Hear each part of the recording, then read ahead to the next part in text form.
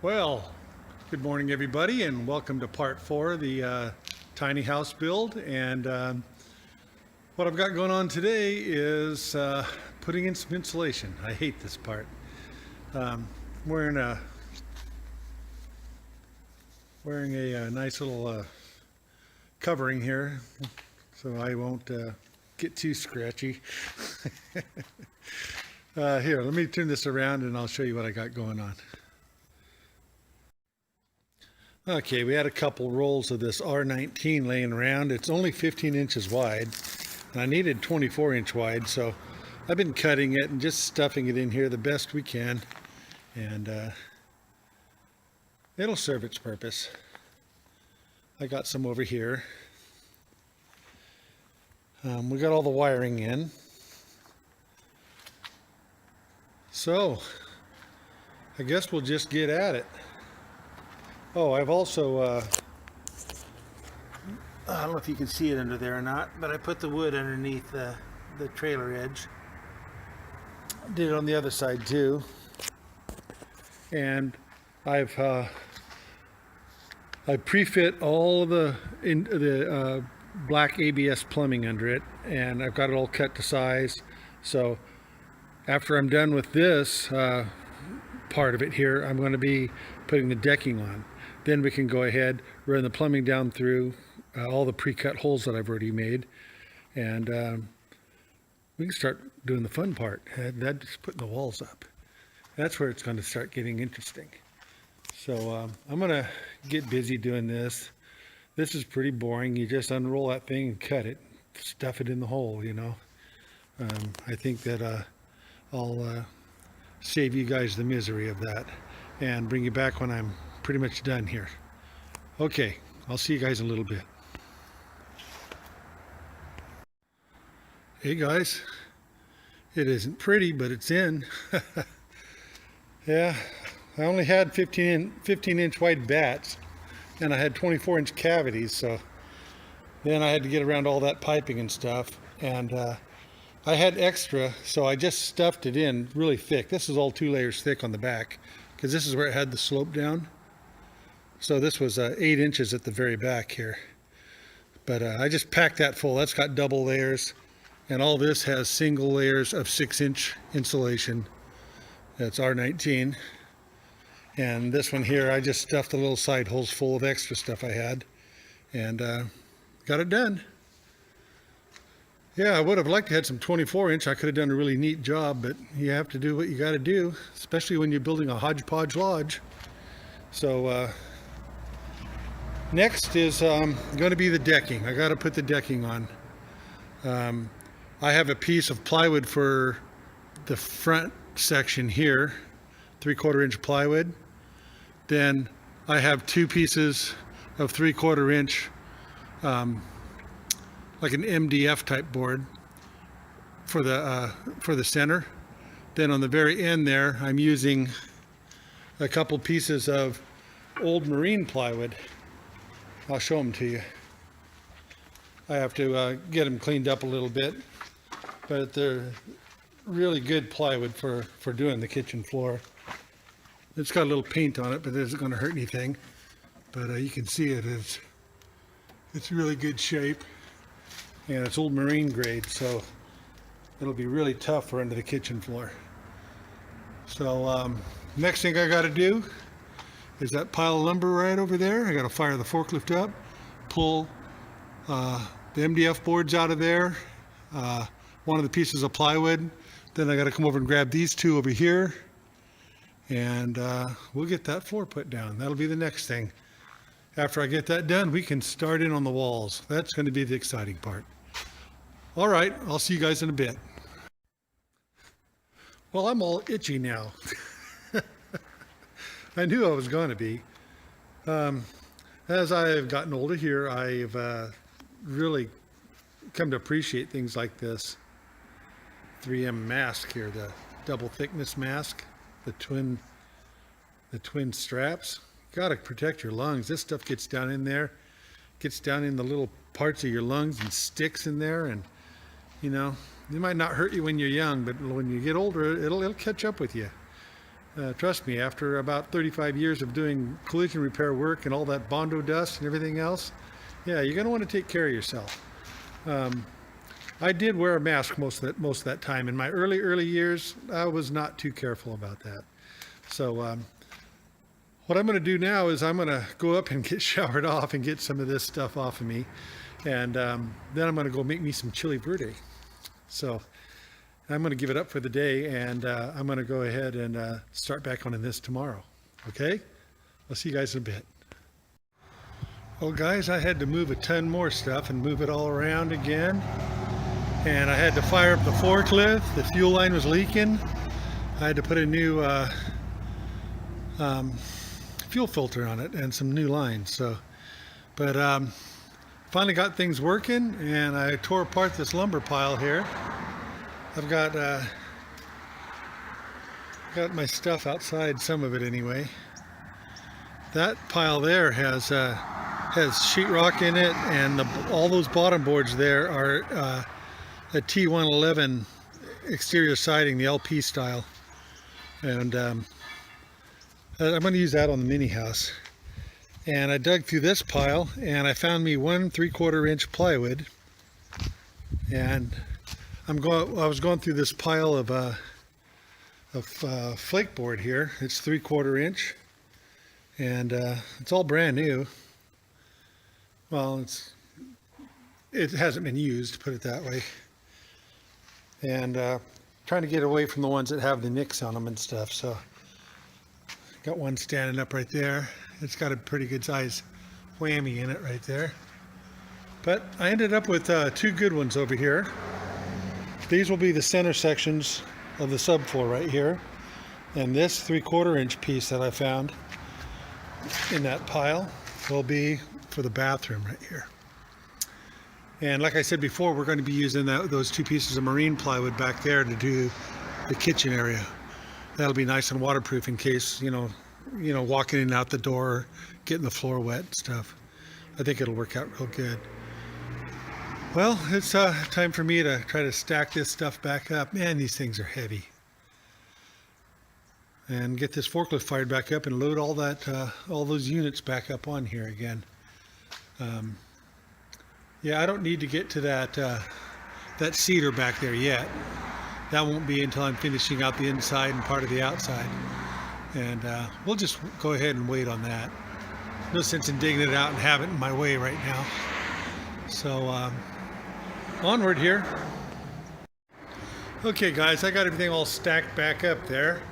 I've got my 2 pieces of 3/4 inch flake board flooring, and I've got my 3/4 inch plywood, which is going to be the bathroom.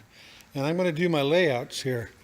What I've got to do is I've got to go through here and mark off each one of these stubs right here and here, and get this thing ready to lay onto the deck here. And then I'm going to use probably number 8 ring shank nails to make sure it doesn't come loose. I have some of those in stock. I got a whole 50-pound box of them, and I was wondering what I was going to use those for, but now I know. So I'm going to be doing a little plan out on paper and mark all the distances for all my holes, and go from there. I'll bring you back when I have this thing laid out, and we can take a look at it. Okay guys, I've got the subfloor laid out here for the one section here. There's going to be 4 sections put in.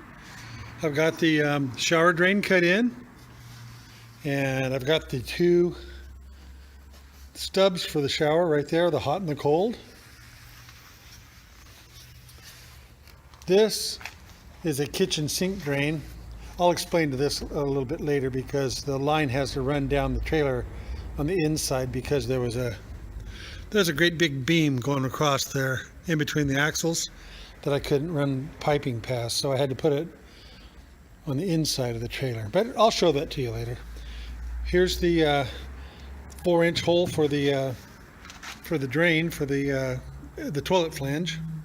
Here's the toilet feed line right here, and I've got the 2 holes cut in for the sink hot and cold.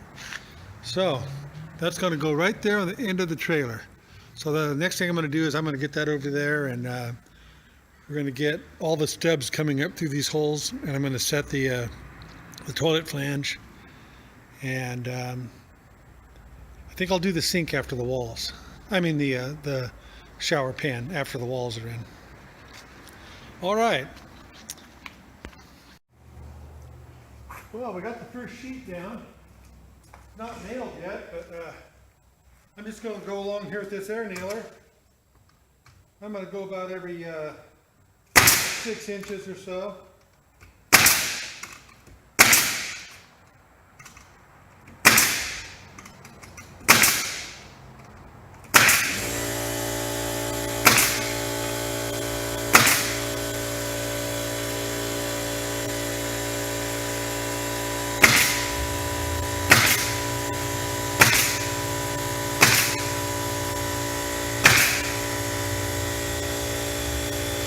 I'll draw some lines across there where the floor joists are, and that way I can get them nice and straight and hit the floor joists every time. But now that I've got that hooked down where it's not going to move, I'm going to go ahead and cut the next panel. So we'll move right along with this thing here.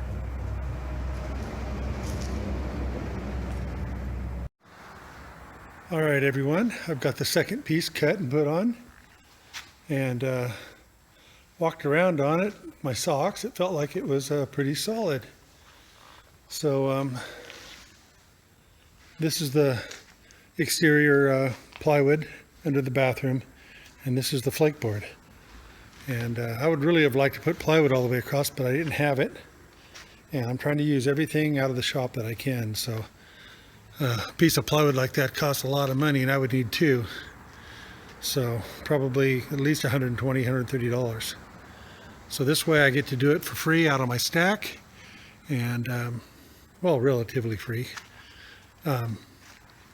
So next one I'm going to have to put on is going to be right here. It's going to be this section in here, and then we're going to go ahead and put that marine plywood down here on the back. But this is all I'm going to do for today. I'll see you guys tomorrow. Good morning, everybody. I've finished off the deck, and came out real solid. And here's the 2 pieces of the old 3/4 inch plywood doors that I had gotten from my son's house when we remodeled it. And that's good marine plywood, so it's great shape. I ran a little short, so I had to find an old section out of the shop someplace, and I cut it to fit. But we have all of our stubs up now, our electrical for the water heater and the kitchen. And we got a stub back here for the outside plug. And we got a stub here for the stove area, for the exhaust fan, the electric cooktop, which will be 110, and microwave probably. I haven't planned that all out yet. There's the 2 stubs for the shower, 2 stubs for the sink, and over there is the stub for the bathroom. So the next thing I'm going to do is I'm going to put this toilet flange in. So I'll be right with you.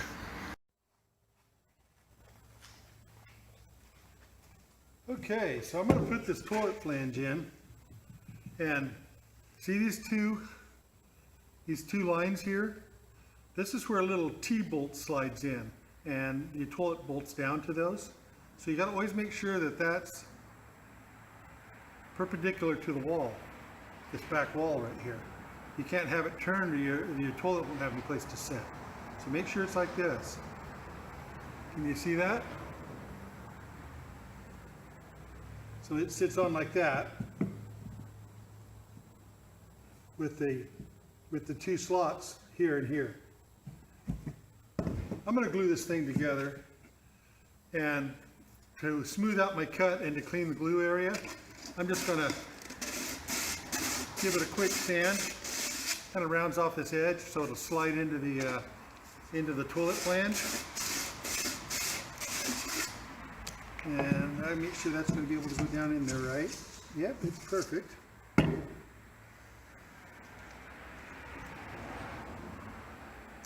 Now this glue doesn't require any primer. Just nice coating of it here so it'll stick. And inside of the toilet flange, you sure don't want any of that stuff sneaking out.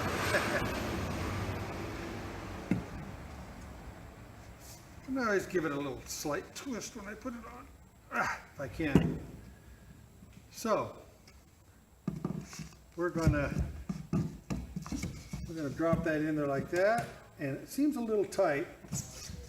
So what I'm going to do is I'm going to go around this with the jigsaw a little bit and make that hole just slightly larger so it'll slide in there with relative ease. I'm going to go ahead and do that and we'll get back. Alright guys, I just took my felt pen and made a little black mark around it, then I cut me out a little donut just to enlarge the size a little bit. So now this toilet flange will fit down in there.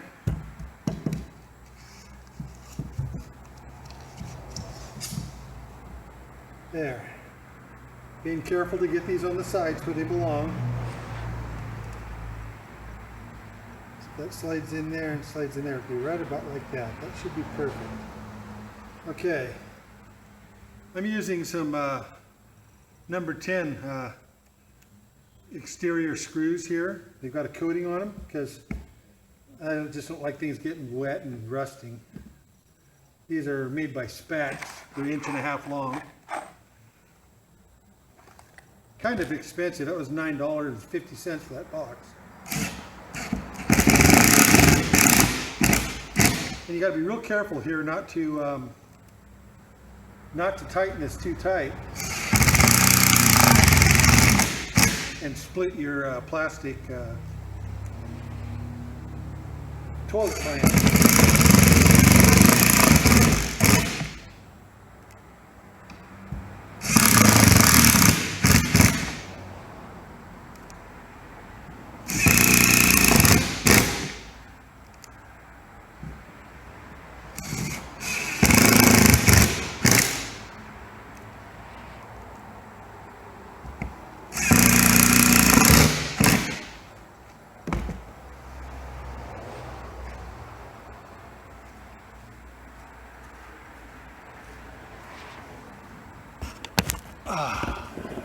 Well, guess what we get to do now? Yeah, that's right. We're going to get to build the walls. This is going to be great. I've been looking forward to this. Well, there it is, guys. Yeah, you know, I never promised you'd be pretty. No, I got the job done. This is going to be nice and solid. We got good, solid, waterproof plywood where it needs to be in the bathroom and in the kitchen, and that sleeping center, the living area in the middle is going to be this flake board, and it's going to be just fine. I'm going to start the walls like I said, and I'm going to do that on the next video, so I'm going to have to say goodbye on this one, and looking forward to doing the next video. It's going to be exciting, and guys, subscribe if you'd like. I would really appreciate it, and follow along with this. It's going to be fun. We'll see you on the next time. Bye-bye.